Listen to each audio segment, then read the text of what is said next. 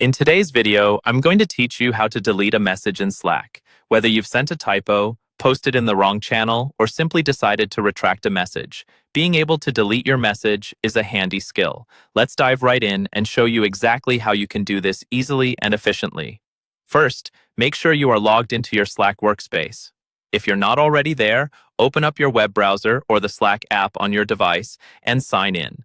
Once you're in, navigate to the channel or direct message thread where the message you'd like to delete is located. This step is crucial because Slack will only allow you to delete messages you have sent yourself.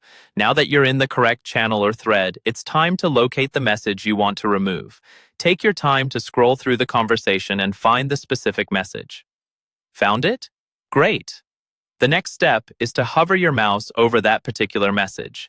As you do this, you'll notice a set of icons appearing on the right-hand side of the message. One of these icons is a small ellipse, often referred to as the More Actions menu. Click on this ellipse to reveal additional options.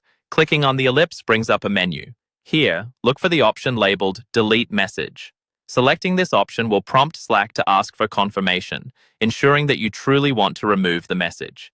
This step is a safeguard to prevent accidental deletions, so go ahead and click Delete if you're sure about your decision.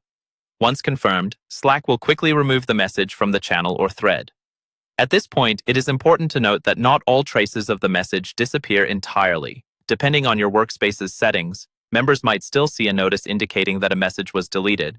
This can be a useful feature, as it maintains a sense of conversation history, while still removing specific content you no longer wish to appear.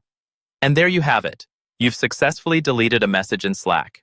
Remember, this action can only be performed on messages you've sent, and the ability to delete or even edit messages may vary depending on your workspace's settings or permissions. If you find that you're unable to delete a message, it could be these restrictions at play.